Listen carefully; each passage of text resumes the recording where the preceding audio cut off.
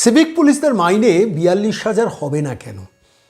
কথাটা শুনলে অনেকে রেগে যেতে পারেন যে কী এমন কাজ করেন যে সিভিক ভলেন্টিয়ারদের জন্য আপনি এই কথাটা বলছেন। হ্যাঁ, আমি বলেছি, আমি সরাসরি রাজ্যের মুখ্যমন্ত্রীকে একটা চিঠি লিখেছি এবং সেই চিঠিটা ৯ই ডিসেম্বর রাত্রি ৯টা ২৭ চিঠিটা মেল করেছি সরাসরি রাজ্যের মুখ্যমন্ত্রীকে এবং বলেছি যে ১৫ দিনের মধ্যে অন্তত একটা উত্তর আপনার কাছ থেকে আশা করব।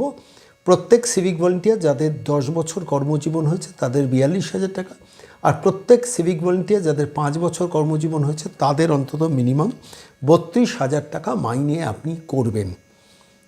আমি কেন কথা বললাম, অনেকে হয়তো প্রশ্ন করতে পারেন যে সিভিক ভলেন্টিয়ারদের নিয়ে হঠাৎ আমার এই দরদ কেন। আমি দীর্ঘদিন ধরে একটা জিনিস ব্যক্তিগতভাবে বিশ্বাস করি, দেখুন আপনাদের সঙ্গে মতে মিলতে পারে, অমত হতে পারে, যে দেখুন কিছু সিভিক ভলেন্টিয়ারদের আচরণ নিয়ে প্রচুর প্রশ্ন সামাজিক জীবনে আসেন। অনেকে তাদের নিয়ে প্রশ্ন করেন, এদের রিক্রুটমেন্ট কীভাবে, এরা পার্টির অনুগত, এরা বিভিন্নভাবে দুর্নীতির সঙ্গে অংশীদারিত্ব আছে, অনেকে বলেন। কিন্তু একজন মানুষ বিপথে কেন যায়?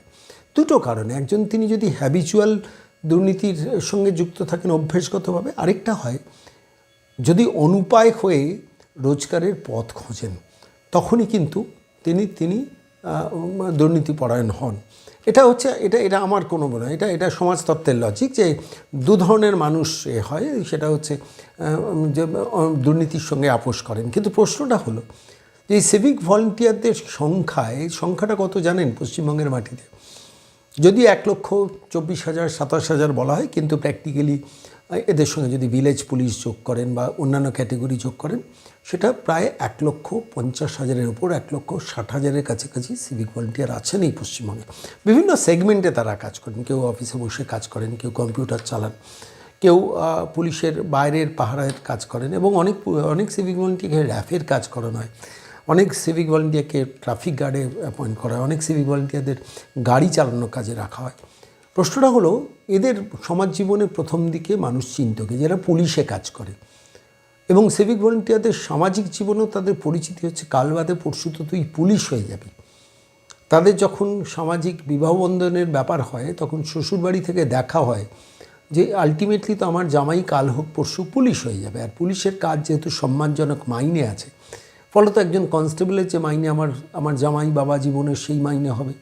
অথবা একজন সিভিক ভলেন্টিয়ার যখন প্রাণপণ পরিশ্রম করছেন, খাটছেন, ৮ ঘন্টা বদলে 10 ঘন্টা, 12 ঘন্টা, 14 ঘন্টা খাটছেন, বড়োবাবুর নির্দেশ মোতাবেক র্যাফের ড্রেস পরে রাত্রিবেলা রেড করতেও পর্যন্ত যাচ্ছেন, তখন সেই মানুষটির জীবনে যদি একটা প্রত্যাশা জন্মায় যে আমি যখন চাকরি করব আমি একটা সম্মানজনক মাইনে পাবো, সেই সম্মানজনক মাইনে পাওয়াটা কি অপ্রত্যাশিত? কিছু সিভিক ভলেন্টিয়ারের দুর্বিনীত আচরণ, কিছু সিভিক ভলেন্টিয়ারের দুর্নীতির আচরণ, সেগুলো বাদ দিন, কিন্তু বৃহত্তর সিভিক ভলেন্টিয়ার তারাও তো রক্তমাংসে মানুষ, তাদের স্ত্রী পুত্র কন্যা সংসার আছে, তাদের বাড়িতে বৃদ্ধ বাবা মা আছেন, তাদের দাদু ঠাকুরদাদা আছেন, ঠাকুরদাদা ঠাকুমা আছেন, হয়তো তাদের আত্মীয়স্বজন পিসিমা আছেন, অনেকে বাড়ি ভাড়া করে থাকেন, অনেকে অনেক দূর থেকে মোটরসাইকেল চালিয়ে থানায় বা যেখানে ডিউটি দিতে হয় সেখানে যান, তার যাওয়া আসার খরচা আছে, তার খাওয়ার খরচা আছে। তারপর সেই মানুষটি ৮ বছর ১০ বছর সিভিক ভলেন্টিয়ারের কাজ করার পর তার যদি কনস্টেবল হতে ইচ্ছে করে, অসুবিধাটা কোথায়? সরকার বলবে এই তো আমরা কনস্টেবলের পরীক্ষা নিচ্ছি, সেখানে তো প্রায় ৩,০০০ রিজার্ভেশন নিয়ে সব মিলিয়ে সিভিক ভলেন্টিয়ার নিযুক্ত করা হবে, যা রাফ আমি চার্টটা দেখছিলাম। আমার প্রশ্নটা হচ্ছে ১,৬০,০০০-এর মধ্যে সংখ্যাটা, আপনি যদি ৩,০০০ লোককেও কনস্টেবল নেন, নিয়ে ৫ বছর এবার ঘুমন, তাহলে বাকি ১,৫৭,০০০ সিভিক ভলেন্টিয়ারের জীবনটা কী হবে? ভেবে দেখেছেন কেউ কোনো দিন এইভাবে? বলতে পারেন মুখ্যমন্ত্রী আমি তো তোমাদের বয়স ৬০ বছর পর্যন্ত নির্ধারিত করে দিয়েছি, ঠিক। আবার এটাও ঘটনা যে বড়োবাবুর বা মেজবাবুর বা সেজবাবুর বা ছোটোবাবুর ইচ্ছে হলেই এই কাল থেকে তুই আসবি না, তখন কীরকম লাগে? তার তো কোনো কর্মনিশ্চয়তা নেই, চাকরির নিশ্চয়তা নেই। তিনি মাইনে পান কত? ১০,০০০ টাকা। ১০,০০০ টাকা থেকে কেটে কুটে ৯,৫০০ টাকা। তার স্বাস্থ্য বিমা সংক্রান্ত টাকাটা তাঁকেই দিতে হয়। একজন সিভিকের স্বাস্থ্য বিমা বা তার পরিবারের স্বাস্থ্য বিমার টাকাটা তার মাইনে থেকেই কাটা যায়। তারপর আবার দেখেছি স্বাস্থ্য বিমার যে এজেন্সি কন্ট্রাক্ট নেন তারা আবার আবেদন করতে চান না। আচ্ছা, করা যেত না এইভাবে? আমি একটু অন্যভাবে ভেবে দেখেছি। দেখুন, সারা ভারতবর্ষের মধ্যে এই পুলিশের কন্ট্রাকচুয়াল কর্মী পশ্চিমবঙ্গ সর্বনিম্ন। আমি ভারতবর্ষের বহু জায়গার খবর নিয়েছি। কন্যাকুমারিকা থেকে কাশ্মীর, অরুণাচল প্রদেশ থেকে গুজরাট, কন্ট্রাকচুয়াল পুলিশ নেই, আছেন প্রচুর জায়গা আছে, এত কম মাইনে কেউ পান না। এই রাজ্যের কথা ভাবুন তো, টেম্পোরারি হোমগার্ডরা মাইনে পান কত?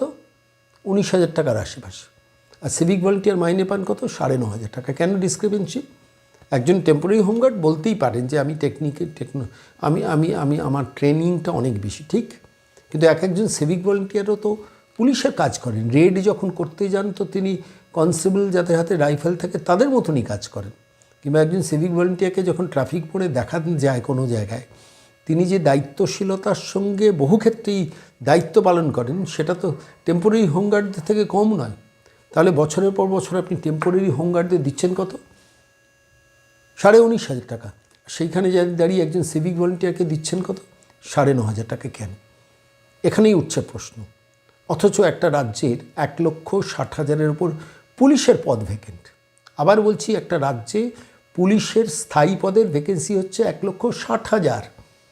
থানা বেড়েছে, জনসংখ্যা বেড়েছে, জনবিন্যাস বেড়েছে, এরিয়া বেড়েছে, কাজ বেড়েছে, দায়িত্ব বেড়েছে, সাইবার ডিউটি সামলাতে হচ্ছে, একটার পর একটা এলাকা সামলাতে হচ্ছে, ইনঅ্যাডিকুয়েট পুলিশ স্টাফ। একটা থানায় 90 জন স্টাফ থাকার কথা, সেখানে পার্মানেন্ট স্টাফ থাকার কথা আছে 30 জন, সেখানে আমি 150 সিভিক ভলেন্টিয়ার দিয়ে দিচ্ছি। তারা মানুষ কি, তাদের কোনো জীবন আছে কি না কখনো ভেবে দেখেছেন?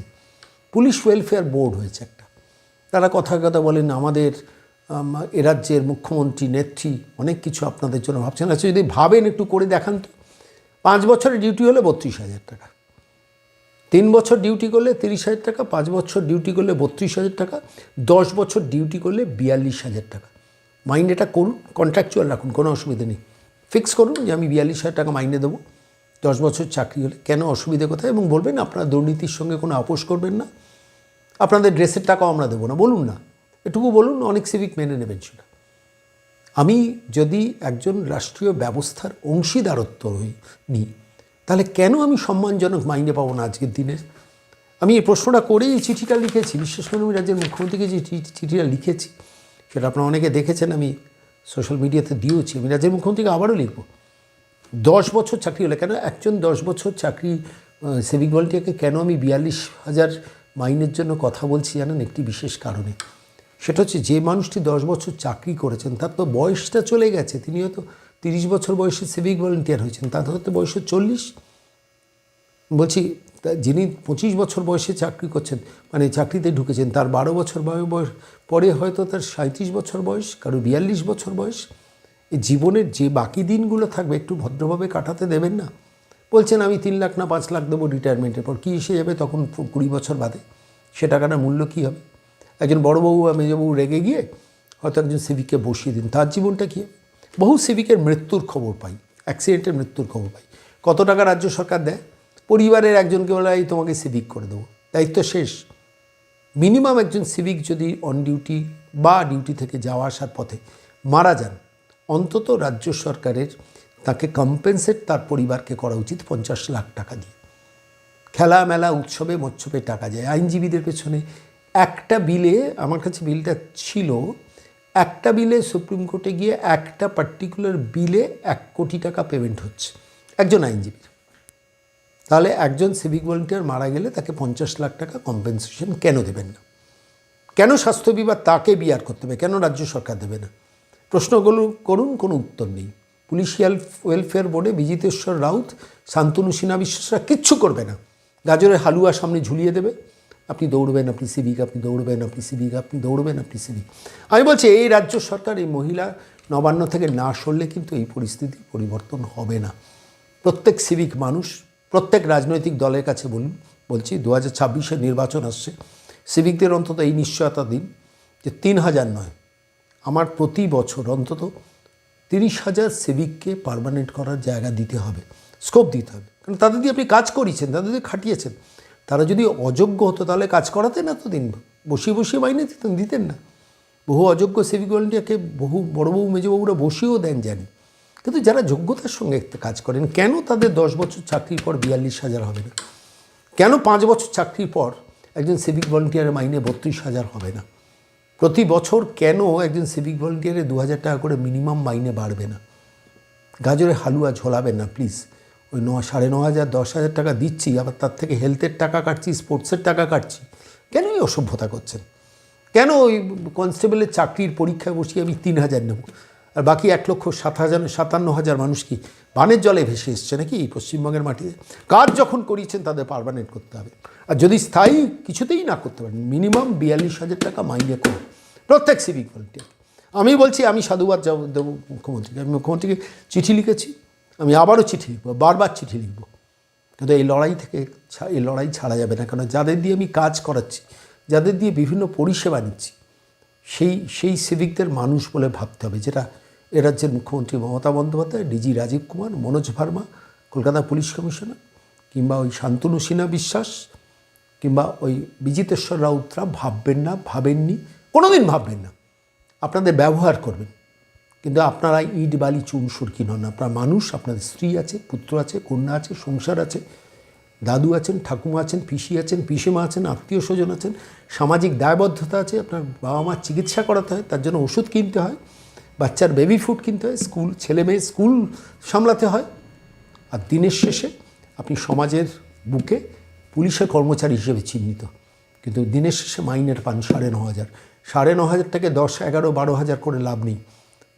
42,000 করুন, 32,000 করুন, ধন্যবাদ দিয়ে প্রকাশ্যে চিঠি আপনাকে দেব, আপনি মুখ্যমন্ত্রী।